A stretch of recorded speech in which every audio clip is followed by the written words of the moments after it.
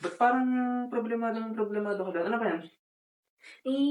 Ito kasing Tatlong- isa kong masipag na estudyante. Bigla na lang naging ganito yung record. Palagi naman siyang pumapasok pero wala siyang naipapasa. Wala. Kano ka napasok? Akala mo Oo nga, at ang tignan pinagtataka natin. ko, masipag siya. Pero biglang naging ganito yung record niya. O tapos?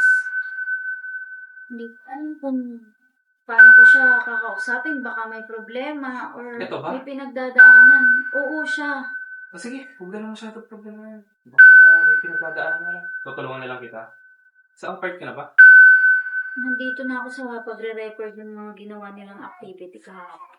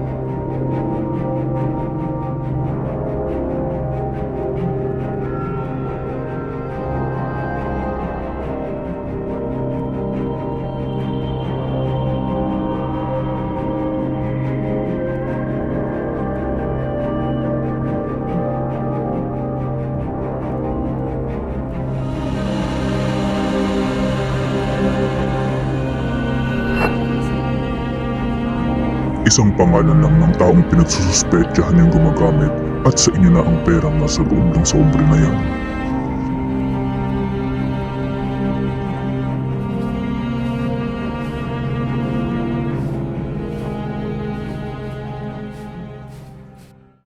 Maanghang ba? Pagpasensyahan mo na tatay mo. Ayos lang, sarap naman yun. Yan mo, pagka nakarami tayo ng benta, bibili ako ng manok. Kamusta pala araw mo? Okay lang to. Ba't ka ba nagmamadali? Magdahan-dahan ka nga sa pagkain. Bibili kasi ako kay Alan Mena ng ano, Talaga naman, naglalaglag na. gamit sa parol eh. Di ba gabi na?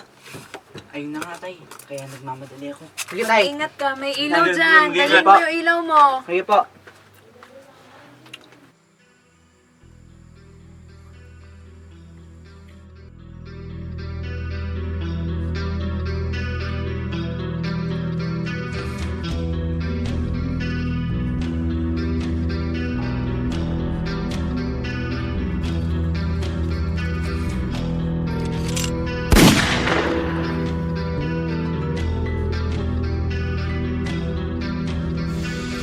Habang may tatsulog at sila ang nasa tuktok, di matatapos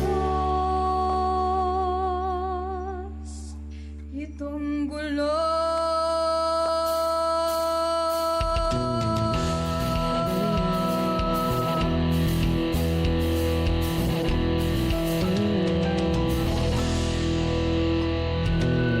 Toto'y bilisan mo ang takot. Ilagan mga bombang nakatutok sa ulo mo. Toto'y Diyos, papasok ko eh. Okay, wait ka muna. Ayoko pre, baka may makakita sa atin. Huli pa ako ng nanay. Okay, una na muna ako ha.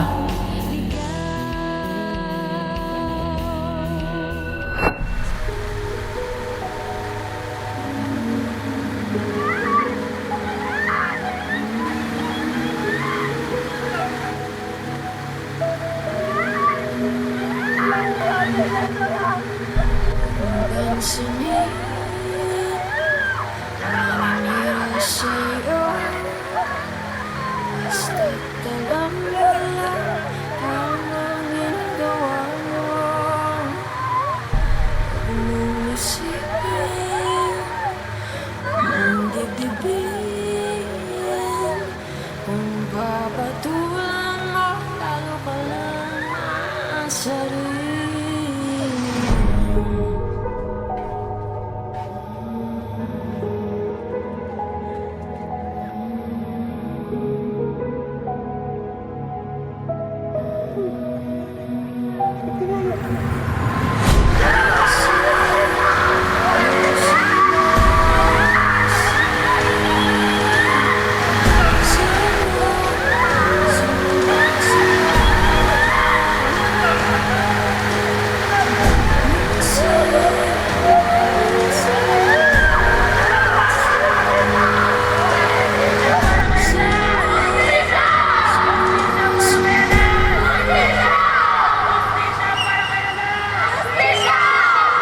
Nagtipon-tipon sa isang protesta ang mga mamaya ng Sitio Escapo noong Huwebes alas 3 ng hapon. Sigaw ng samahan ng paghahanap ng hustisya para kay Alas Bumatay, isang binatilyong natagpo ang nakagapos at walang buhay sa ilalim ng riles na malapit sa lugar. Pinaniniwala ang biktima ng pagtatanim ng droga ang binatilyo. Kasama sa protesta ang mga magulang ni Alas sa sina Tirso at Milin. Giit ng mga magulang na ang kanilang anak ay isang mabuting bata at estudyante. Si Alas ay inaasang makakapagtapos ng high school ngayong taon. Isa lamang ang pinatilyo sa ilang mga buhay na nakitil sa kaso ng tanim droga ngayong taon.